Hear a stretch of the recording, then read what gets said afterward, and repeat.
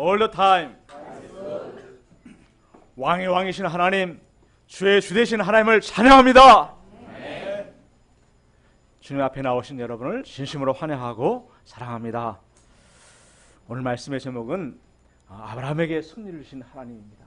다 같이 한 목소리로 2절 말씀을 읽어보시겠습니다. 시작. 그 아브라함에게 축복하여 이르되 천지의 주제이시오 지극히 높으신 하나님이여 아브라함에게 복을 주옵소서. 잠깐 기도하겠습니다.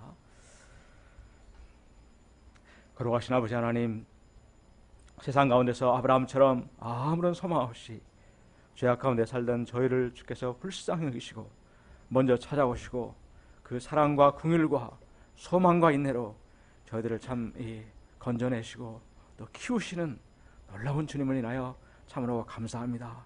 창세기 말씀을 통하여서 저희가 이 하나님을 알아가고 또 그 마음에 합한 저희들이 되어갈 수 있도록 은혜 주시기를 간절하게 기도하고 원합니다.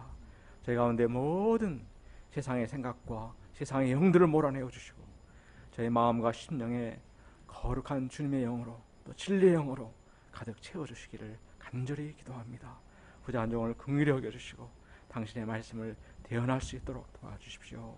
우리 예수 받들어 기도했습니다. 1980년대 히트했던 광고 카피가 있습니다.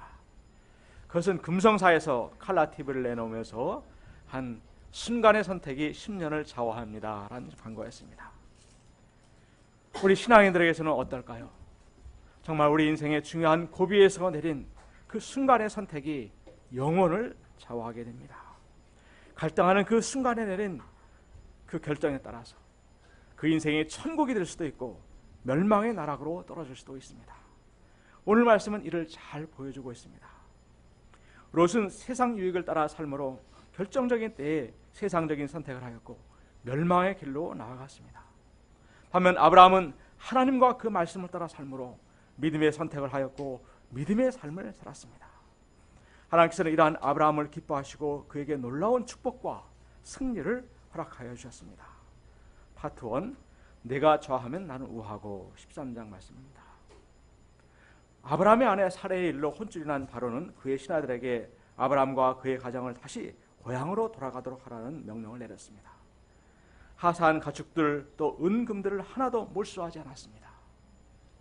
요즘식으로 하면 일종의 꽃뱀 사기단처럼 오해를 받을 수도 있고 사기를 친 그 대상이 태양신의 아들이라 불리며 절대 권력을 행사하던 바로였습니다. 당신은 당장 이들을 목을 쳐서 성문에 내어 걸어라 해도 하나도 이상하지 않은 상황이었는데 어째 이렇게 하였느냐 하며 책망만 하고 돌려보내는 것이 기적 중에 기적이 아닐 수 없습니다. 바로가 정말로 제대로 하나님 무서운 줄을 알았던 것 같습니다. 이 아브라함은 졸지에 큰 부자가 되어서 다시 네겝으로 올라오게 되었습니다. 가나안 땅에 이른 아브라함은 네겝에서 계속 북상하여 베델로 올라갔습니다. 3절 4절을 보십시오. 같이 한번 읽어보시겠습니다. 시작. 그가 네겝에서부터 길을 떠나 베델에 이르며 베델과 아디 사이 전에 장막을 쳤던 곳에 이르니 그가 거기서 여호와의 이름을 불렀더라. 아브라함은 처음으로 여호와의 이름을 부르며 제단을 쌓았고 예배를 드렸던 곳을 찾아간 것입니다. 뭔가 중대한 결심을 하고 새 출발을 하고자 할 때 자기에게서 가장 소중하고 의미가 있는 곳을 대개 찾아갑니다. 베델은 아브라함이 1500km의 대장정 후에 가나안에 들어왔을 때 이 땅을 내 자손에게 주리라 약속하신 그 하나님의 말씀을 마음으로 영접하고 믿었던 곳입니다. 애굽에서 일어난 그 모든 사건들을 생각하면 아마 아브라함의 등줄을 위해서 아마 식은땀이 났을 것입니다. 죽어마땅한 자신과 아내를 온전히 눈동자처럼 보호해 주신 그 하나님, 산 것만도 감사한데 모든 허물을 덮어주시고 덤으로 재물까지 챙겨주신 그 하나님을 기억하였을 때 심령으로부터 감동의 물결이 밀려왔을 것입니다. 아마 이렇게 찬송을 했을 것 같습니다. 나 같은 죄인 살리신 주은혜 놀라워. 잘 안 올라가네요. 감사와 찬양을 올려드렸을 것입니다. 그리고 하나님 아버지, 저같이 못난 일을 용서해 주시니 참으로 감사합니다. 이제부터는 정말 하나님만을 믿고 의지하며 살겠습니다. 굳게 결심하였을 것입니다. 하나님께서는 그의 완악함 때문에 아니라 연약함 때문에 하는 실수는 다 감당해 주시는 인자와 긍휼이 풍성하신 분이십니다. 마치 아이가 옷에 똥을 싸고 오줌을 지려도 부모가 다 닦아주는 것과 같습니다. 도리어 이 모든 과정을 통해서 사랑의 관계성을 더욱더 깊게 하시는 하나님이십니다. 5절을 보십시오. 아브라함의 일행 롯도 양과 소와 장막이 있으므로, 여기서 장막은 가축들이 더위를 피해 쉴 수 있도록 그늘을 만들어주는 장막입니다. 이는 롯도 양과 소가 매우 많았음을 시사해 줍니다.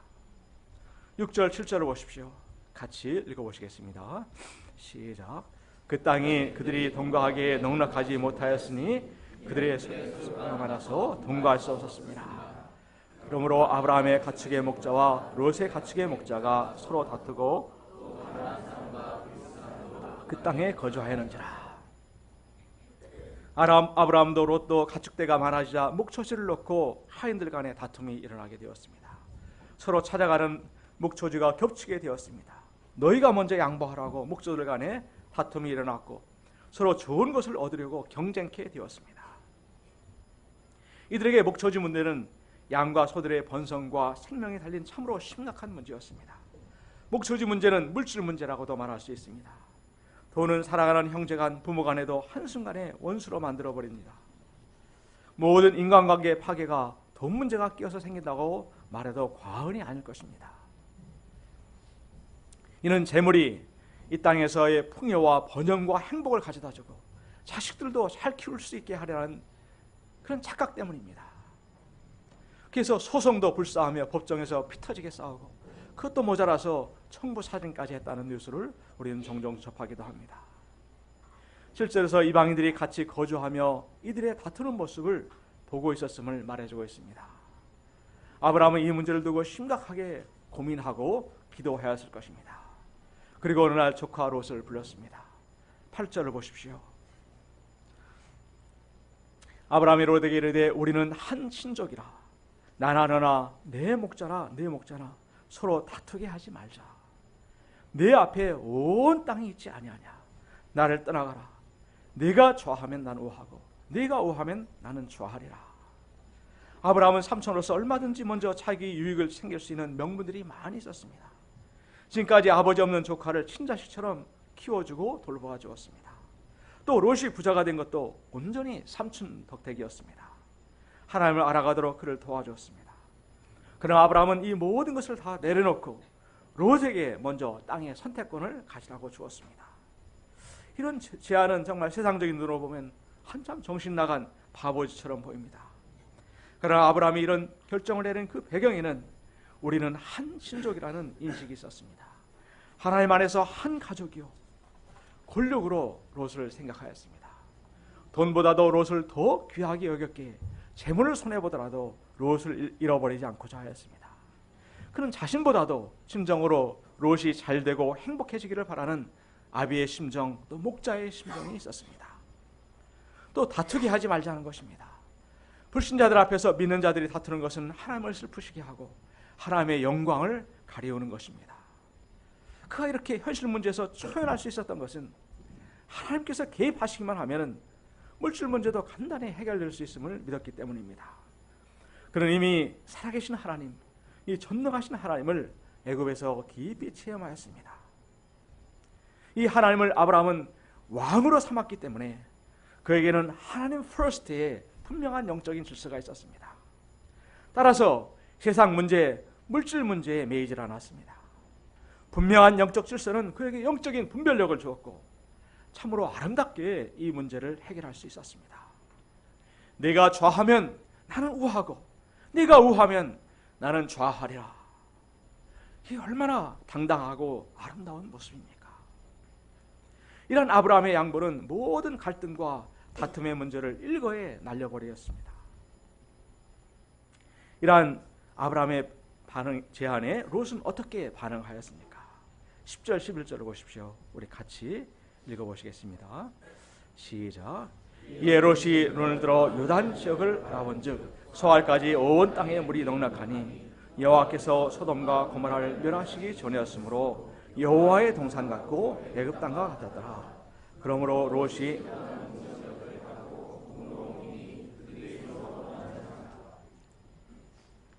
롯은 아이 삼촌 찬물도 위하라겠지 왜 이러세요? 삼촌이 먼저 고르세요 하면서 최소한의 예의라도 갖춰야 했습니다. 아니면 삼촌 그러지 마시고 우리 목초지를 서로 공평하게 나눕시다. 이 정도는 해야 했습니다. 그러나 롯은 이때다 싶어서 삼촌이 베푸는 그 사랑을 이용하여 자기 유익만을 챙겼습니다. 롯이 눈을 들어 요단 지역을 바라봤다는 것은 단순히 둘러본 것이 아니라 이것저것까지 다 따져본 것입니다. 880m가량의 베델 산지에서 동편으로 내려다 보이는 요단 지역은 사해 남단 수알까지 온 땅에 물이 넉넉하였습니다. 푸른 목초지가 요단 평야를 중심으로 끝없이 펼쳐져 있었습니다.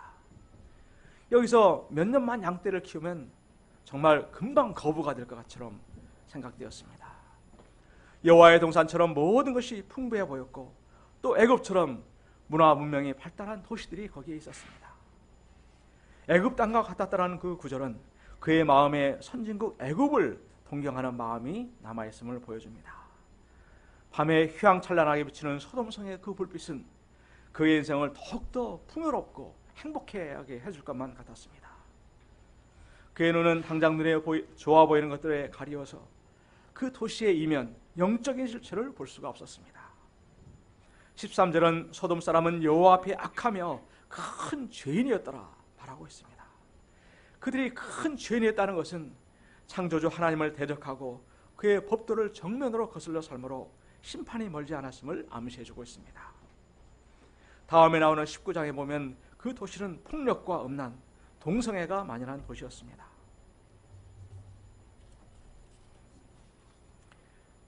12절을 보십시오.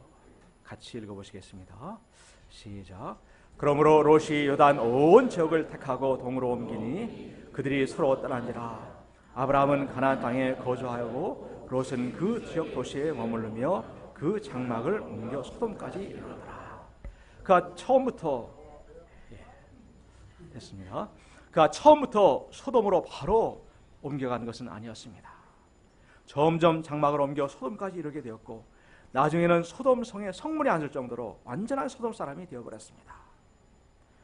그가 눈에 보이는 것들을 사랑하고 부러워하며 점점 따라가다 보니 자신도 모르게 멸망의 도시 중심부로 들어가 버린 것입니다. 그는 스스로를 하나님도 따르고 한편으로는 세상 것도 누리는 지혜롭고 융통성 있는 신자라고 생각했을 것입니다. 그러나 그는 이 선택으로 포로로 끌려가고 하나님의 불심판으로 모든 재산도 날려버리고 아내도 사위들도 다 잃어버렸습니다. 남은 것은 딸들과 사이에서 나온 죄악의 씨들 뿐이었습니다. 잠언 16장 25절을 말합니다. 어떤 길은 사람이 보기에 바르나 필경은 사망의 길이니라. 아브라함과 롯은 같이 신앙 출발하였습니다. 그런데 왜 이렇게 그 결과에서 큰 차이가 나는 것일까요?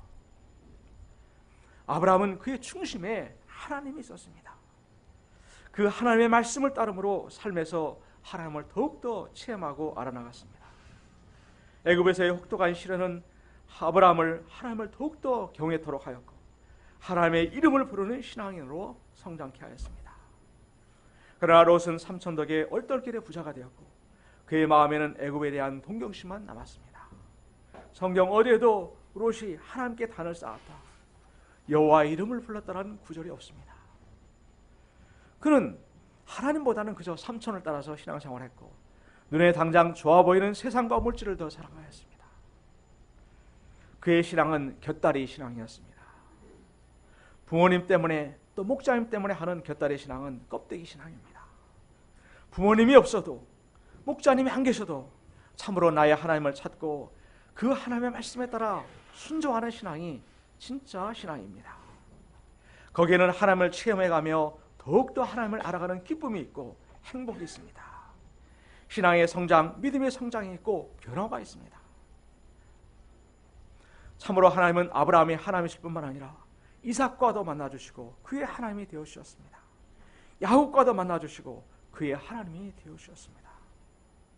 하나님께서는 아브라함에게 주셨던 그 축복들이 그의 자식들을 통해 흘러가게 하셨습니다. 이 하나님께서는 오늘 또 나를 찾고 계십니다.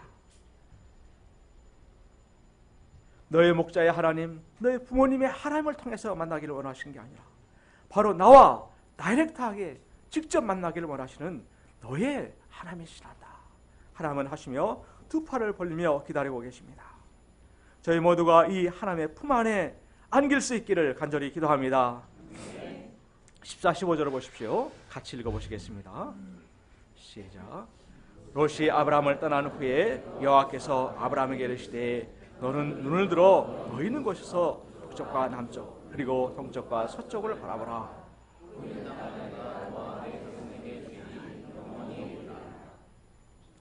롯이 아브라함을 떠난 후에 아브라함의 심정이 어떠했을까요? 유일한 혈육이요 아들과 같이 귀히 여기고 사랑했던 조카의 이별은 그의 마음에 깊은 고독과 상실감을 안겨주었을 것입니다. 또한 은혜를 이기심으로 갚아준 롯에 대한 실망감도 있었을 것입니다. 이제 남은 이 척박한 산지에서 많은 양떼와 소를 당장 어떻게 먹여 살아가야 하는가 하는 그 현실 문제도 있었을 것입니다. 요즘 표현으로 하면 교통 좋고 길목 좋은 대로변의 땅은 다 내어주고 차도 들어오지 않아서 팔리지도 않을 시골 땅만 껴안고 있는 것 같은 그런 심정이었을 것입니다. 이런 아브라함의 마음을 하나님께서는 잘 아시고 신방하셨습니다. 그리고 너는 눈을 들어 동서남북을 바라보라. 보이는 땅을 너와 네 자손에게 영원히 주리라 약속하셨습니다. 16절에서는 내가 네 자손의 땅에 티끌 같게 하리니 사람이 땅에 티끌을 셀 수 있을진데 능히 셀 수 있을진데 네 자손도 세리라. 어떻게 땅에 티끌을 셀 수 있겠습니까? 이처럼 셀 수 없는 많은 자손을 늙고 무자한 그에게 허락해 주시겠다는 것입니다. 또한 그 땅을 바라보는 것에 그치지 않고 이제는 일어나서 걸어보라고 하십니다. 너는 일어나 그 땅을 종과 행으로 두루 다녀보라. 내가 그것을 내게 주리라. 눈을 내리깔고 집에 우울하게 앉아있지만 말고 일어나서 하나님께 주실 그 땅으로 정과 행으로 두루 다니며 밟아보라고 하십니다. 과거에도 왕들이 자신의 영토를 순시하며 그 땅을 밟음으로 그 땅이 합법적으로 자신의 땅임을 드러내었습니다. 동물도 곳곳에 오줌을 누워서 자신의 영역을 표시한다고 합니다. 18절을 보십시오. 다 같이 한번 읽어보시겠습니다. 시작. 이에 아브라함이 장막을 옮겨 헤브론에 있는 마므리 상수리에 거기서 여호와를 위하여 제단을 쌓았다. 아브라함은 또 말만 하시지 말고 제발 눈에 보이는 것, 제발 확실한 것 좀 주세요. 이렇게 하나님께 때를 쓰지 않았습니다. 그는 놀랍게도 일어나 두루 땅을 돌아보고 장막을 헤브론에 있는 마므리의 상수리 숲으로 옮기고 거기서 여호와를 위하여 제단을 쌓았습니다. 그는 이 하나님을 신뢰하고 믿음으로 그 말씀을 받아들였습니다. 그리고 이 하나님께 감사의 단을 쌓았습니다. 하나님께서는 늙은 나이에 당장 자식이 급하고 절실한 아브라함에게 왜 이렇게 애간장을 태우시며 매번 약속의 말씀만을 주시는 것일까요? 당장 필요한 것을 주시면 정말 누이 좋고 매부 좋고 할 것 같습니다. 그런데 사람은 당장 급한 것이 채워지면 그 보이는 축복에 만족하게 되고 더 이상 하나님을 잘 찾지 않게 됩니다. 하나님께서는 눈에 보이는 작은 축복들보다도 말씀을 통해서 더 크고 놀라우신 그 하나님을 바라보도록 하십니다. 축복보다도 축복의 근원이 되시는 그 하나님을 진정으로 알고 체험해 나가기를 원하십니다. 그래서 아브라함의 그 내면의 진정으로 하나님과 통할 수 있는 사람이 되기를 먼저 원하셨습니다.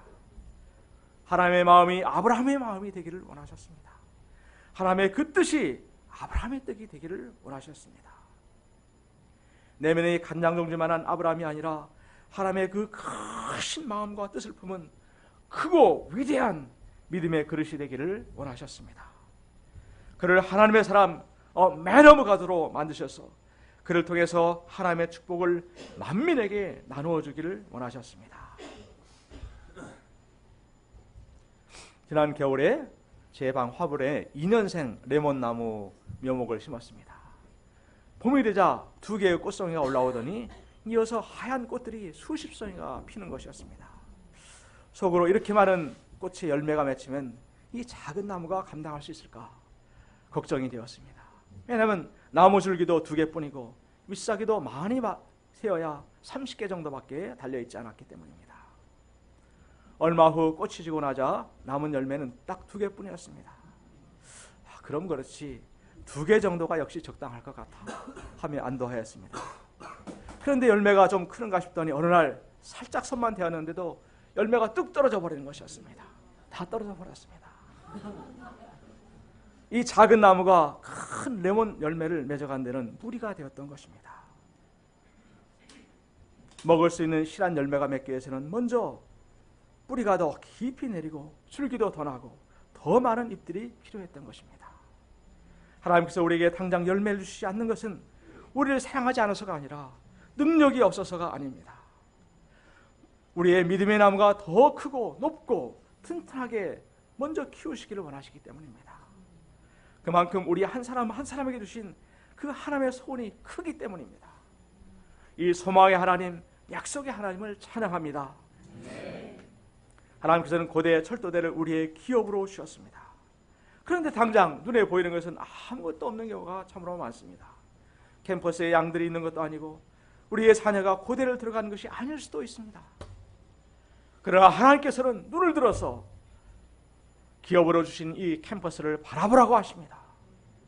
이 캠퍼스를 나와 내 자손들에게 영원히 주시겠다고 약속하고 계십니다. 이를 영접하고 일어나서 이 캠퍼스를 종으로 횡으로 걸어보라고 명령하십니다. 영역을 표시하듯이 건물마다 붙잡고 기도해보라고 하십니다. 주여, 저와 제 아들들, 제 손자들이 대대로 이 고대와 철도대 영혼들을 섬기며 살리는 목자여 제사장들이 되게 하여 주십시오. 이들이 아브라함과 같이 복덩이가 되어서 그 하나님의 귀한 축복을 캠퍼스 영혼들에게 나눠주는 복의 근원이 되게 해달라고 저희가 기도해야 하겠습니다. 그럴 때 이들이 다시 장차 온 세계를 먹이는 복덩이들이 될 것입니다. 이는 꿈같은 이야기가 아닙니다. 현실입니다. 이번 여름상에 오셔서 말씀을 전해주실 미국 클레블랜드의 루킴 선교사는 바로 이 역사의 산 증인입니다. 그런가 하면 구한 말에 한국에 와서 4대째 그리스도의 사랑을 실천하고 있는 가문이 있습니다. 세브란스 병원의 국제진료센터장을 맡고 계신 인요한 박사님이십니다. 맨 오른쪽에 이제 계신 분이 4대째 계신 그 인요한 박사님입니다. 그의 외증조 할아버지는 1985년 한국에 파송되어서 오신 유진벨 선교사님이십니다.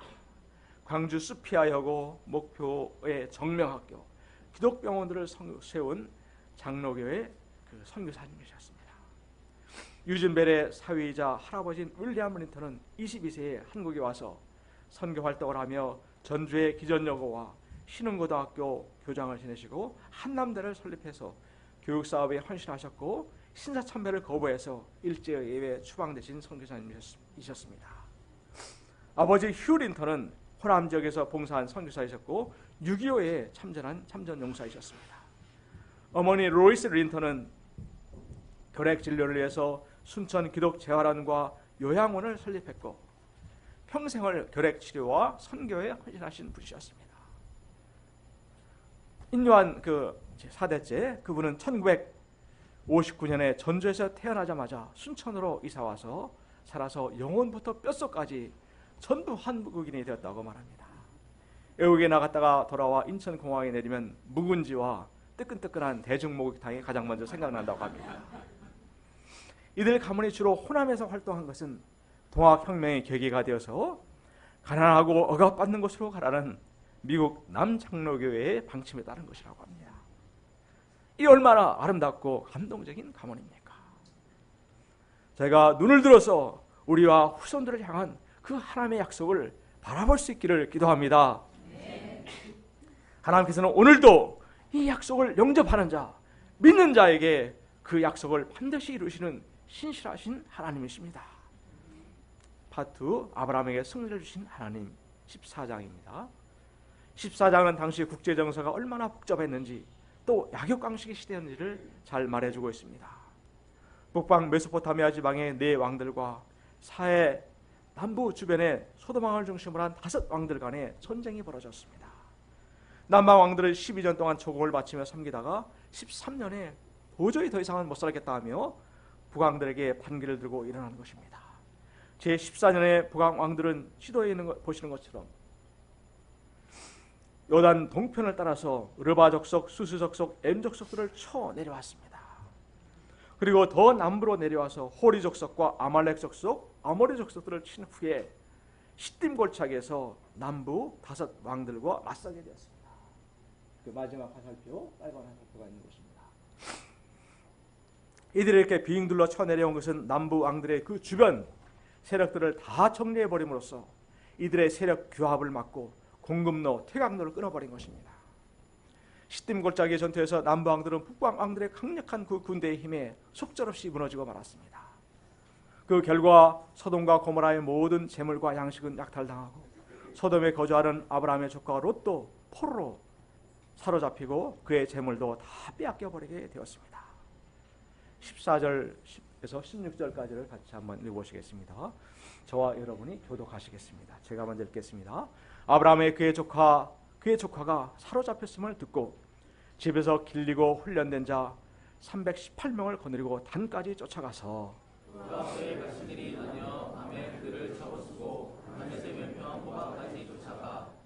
모든 빼앗겼던 재물과 자기의 조카 롯과 그의 재물과 또 부녀와 친척을 다 찾아왔더라. 조카 롯이 사로잡혔다는 소식을 들은 아브라함은 지체 없이 집에서 길리고 훈련된 자 318명을 데리고 추격전을 벌였습니다. 약 230km의 거리를 말을 타고 단숨에 달려가서 가신들을 두 대로 나누어서 야간 기습작전으로 이 북방 연합군을 박살내버리고 빼앗겼던 모든 재물과 조카 롯과 그의 재물과 부녀와 친척들을 다 찾아왔습니다. 한 번도 전쟁을 해본 적도 없고 정규군대도 아닌 민병대 수준의 아브라함의 가신들이 어떻게 이런 전쟁을 벌일 수가 있었을까요? 전쟁은 사느냐 죽느냐의 싸움입니다. 자신의 목숨뿐만 아니라 온 딸린 식구들의 생명까지 달려있는 정말 그런 문제입니다. 그런데 이 가신들을 이끌고 머리카락을 휘날리며 말을 타고 앞장서서 달리는 이 아브라함의 모습은 정말 애굽에서의 그 소심남 아브라함과는 전혀 다른 새로운 모습입니다. 와, 어떻게 이렇게 달라질 수가 있단 말입니까? 이 전쟁을 하겠다는 단호한 결단과 용맹이 도대체 어디서 온 것일까요? 첫째는 한 영혼을 향한 순수하고도 진실된 사랑 때문이었습니다. 세상의 싸움은 땅을 차지하거나 세력을 장악하기 위해서 벌립니다. 더 이상 쓸모없다고 생각되면 가차없이 잘라버리는 것이 세상의 모습입니다. 그러나 아브라함은 자기 이익만을 챙겨 세상으로 떠난 그 조카의 생명을 구하기 위해서 전쟁을 벌였습니다. 우리로 하면 목자에게 상처를 주고 자기 욕심을 떠나가 버린 양을 위해서 전쟁을 벌인 것입니다. 이 아브라함의 사랑은 사랑할 수 없는 자를 변함없이 절대적으로 사랑하신 우리 주님의 그 사랑을 닮아 있습니다. 죄악된 영혼들, 자신을 배반하고 떠난 제자들을 위해서 기꺼이 자신의 목숨도 내어놓으신 그 십자가의 사랑과 같습니다. 이 사랑은 그 하나님의 사랑에 닿아 있습니다. 하나님의 사랑은 기적을 일으키는 힘이 있습니다. 둘째는 믿음에서 나오는 용기와 승리의 확신입니다. 아무리 사랑한다고 해도 차갑고 무서운 현실 앞에 마주하게 되면 어쩔 수 없지, 지 운명이야 하며 주저앉아 포기해버리기가 쉽습니다. 그러나 아브라함은 하나님께서 반드시 이 싸움에서 승리를 주실 것을 믿어 의심치 않았습니다. 눈꽃만큼도 패배를 생각지 않았습니다. 왜냐하면 하나님께서 반드시 그와 함께 싸우실 것을 믿었기 때문입니다. 우리는 지난 강의에서 하나님께서 아브라함에게 주신 그 약속의 말씀을 기억합니다. 12장 3절에서 너를 축복하는 자에게는 내가 복을 내리고 너를 저주하는 자에게 내가 저주하리니 약속하셨습니다. 이와 똑같은 표현이 기원전 18세기 1800년 전 히타이트족의 외교 동맹 문서에서 발견되었습니다. 당시에는 작은 나라가 큰 동맹국과 동맹을 맺음으로 그 나라의 안위와 안전을 보장받고자 하였습니다. 그래서 내가 공격당하면 나도 같이 싸워주고 이런 표현을 하는 대신에 축복과 저주가 들어있는 것은 당시가 모두 신들을 섬기는 국가였기 때문에 이 외교 문서를 신전에 가서 읽었기 때문이라고 합니다. 당시의 문화 배경에서 하여서 아브라함은 이 하나님의 말씀이 무엇을 의미하는가를 아마 우리보다도 더 훨씬 정확하게 깨달았을 것 같습니다. 내가 위험에 빠지거나 내가 공격을 당하면 동맹을 맺은 내가 하나님이 반드시 싸워주시겠구나 라는 약속으로 영접했을 것입니다. 이를 아브라함은 바로를 통해서 체험하였습니다. 당시 최강의 애굽의 바로도 하나님이 싸워주시니까 깨갱인 것을 아주 실감나게 그는 체험하였습니다. 그렇기 때문에 북방동맹이 아무리 강하고 승전국이라 할지라도 아브라함에게는 거칠 것이 없었습니다. 담대한 믿음에서 최고의 전략인 원정 야간 기습작전이 나왔습니다. 아브라함이 이렇게 믿음과 스피릿이 넘치자 그의 가신들도 원스피릿이 되어서 담대히 싸웠습니다. 아브라함이 만약에 막 고민하고 주저하는 모습을 보였더라면 가신들도 아마 죽은 이것은 너무나 무모하고 위험한 작전입니다. 계란으로 파헤치는 것입니다. 통촉하여 주옵소서 이렇게 하며 말렸을 것 같습니다. 사랑은 행동하는 것입니다. 우리에게는 세상으로 간 양들을 사단의 포로로 잡혀간 양들이 많이 있습니다. 참 불쌍하지만 어쩌겠냐 말만 하거나 기도해 주는 것만으로 끝나서는 안 되겠습니다. 반드시 함께 싸워주실 하나님을 믿고 영적인 전투를 할 수 있기를 기도합니다. 다윗도 사무엘 17장에서 보면 그러한 스피릿이 있었습니다. 저와 여러분이 한번 교도해 보시겠습니다. 주의 종이 아버지의 양을 지킬 때에 사자나 곰이 와서 양떼에게서 새끼를 물어가면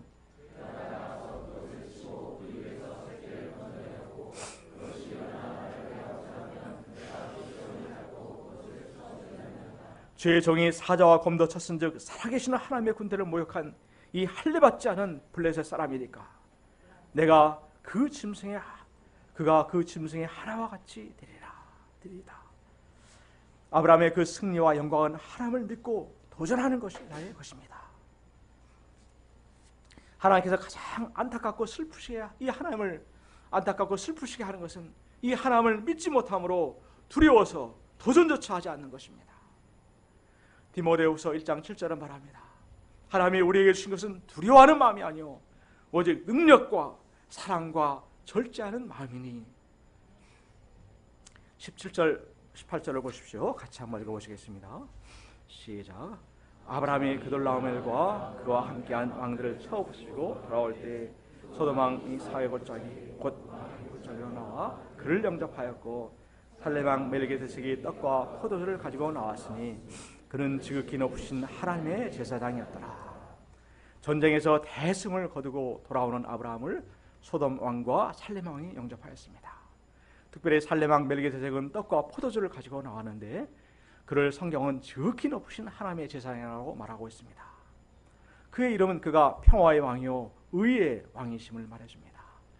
히브리서 7장 2절은 그가 아버지 어머니에 대한 기록도 없고 생명의 시작과 끝도 없는 영원한 제사장이라고 말하고 있습니다.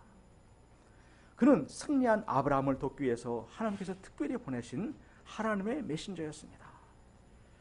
19절 20절을 보십시오. 그가 아브라함에게 축복하여 이르되 천지의 주제이시오 지극히 높으신 하나님이여 아브라함에게 복을 주옵소서. 너희 대적을 내 손에 붙이신 지극히 높으신 하나님을 찬송할 줄하다 하며 아브라함이 그 얻은 것에서 10분의 1을 멜기세덱에게 주었더라.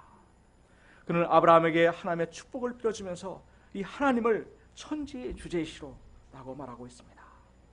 이는 온 우주와 땅을 만드시고 현재도 다스리고 계시는 섭리의 하나님이심을 말해주고 있습니다. 지극히 높으신 하나님이라는 것은 세상의 그 어떤 존재와도 비길 수 없는 유일하고 절대적이시고 가장 높으신 분이시라는 것입니다. 이 하나님께서 선한 목자가 되어서 생명을 걸고 믿음으로 싸운 아브라함에게 복을 내려주시기를 기도하였습니다.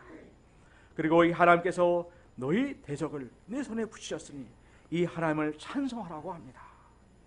너희 대적을 내 손에 붙이신 지극히 높으신 하나님을 찬송할지어다.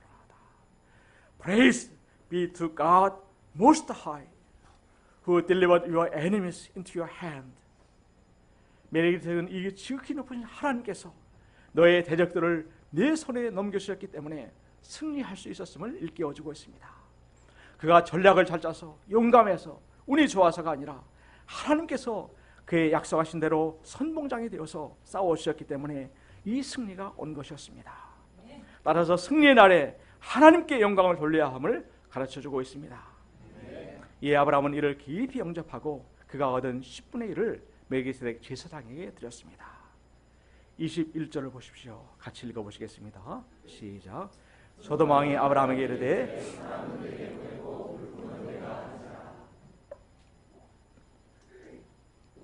이 소돔 왕은 참 이상한 사람인 것 같습니다. 목숨을 걸고 싸운 아브라함에게 수고했다, 정말 감사하다 말 한마디 없이 사람은 내게 보내고 물품은 내가 가져라 명령하고 있습니다. 전쟁에서 승리한 사람이 전리품을 갖는 것이 당연한 것입니다. 이를 위해서 목숨과 운명을 걸었기 때문입니다.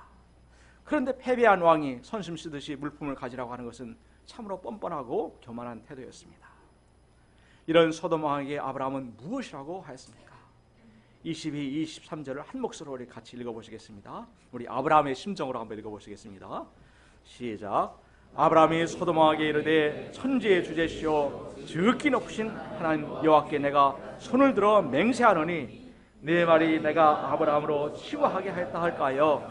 내게 속한 것은 실 한 오락이 한 가락도 내가 가지지 아니하리라. 아브라함은 멜기세덱과 성경 공부를 한 그 배운 그대로 승리를 주시는 하나님을 천지의 주제시오 지극히 높으신 하나님 여호와로 부르고 있습니다.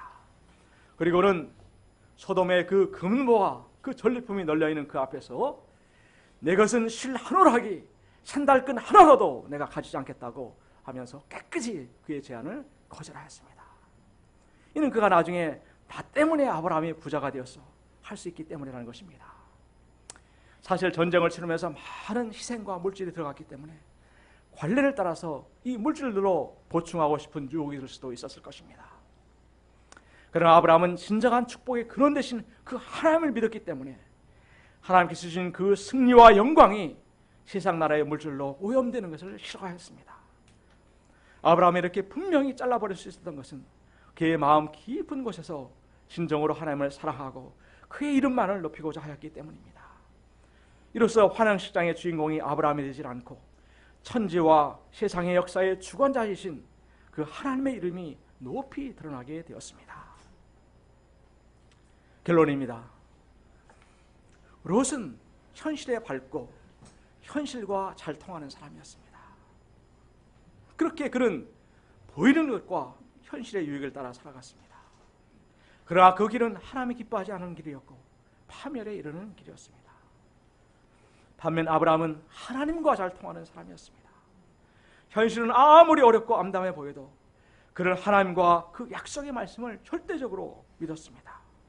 그리고 믿음으로 살았습니다. 세상 논리가 아니라 하나님의 그 말씀의 원리를 따라 살았습니다. 그러할 때 그는 믿음으로 하나님을 기쁘시게 하고 하나님의 사람, 믿음의 사람으로 자라날 수가 있었습니다. 하나님의 복덩이가 될 수 있었습니다. 저희 모두가 롯의 길이 아니라 이런 아브라함의 길을 갈 수 있기를 간절히 기도합니다. 우리 요절 말씀 19절 말씀 읽고 기도하고 마치겠습니다. 시작. 그가 아브라함에게 축복하여되 천지의 주제이시오 지극히 높으신 아브라함에게 복을 주옵소서. 걸어가신 아버지 하나님, 진정한 축복과 승리의 근원이 되신 하나님을 인하여 감사합니다. 저희가 눈에 보이는 현실을 쫓아 미련하게 살지 아니하고 정말 하나님과 하나님의 약속의 말씀을 따라 사는 참으로 지혜로운 믿음의 사람들이 되게 하여 주십시오. 부장님은 감사합니다. 우리 주 예수 받들어 기도했습니다. 네.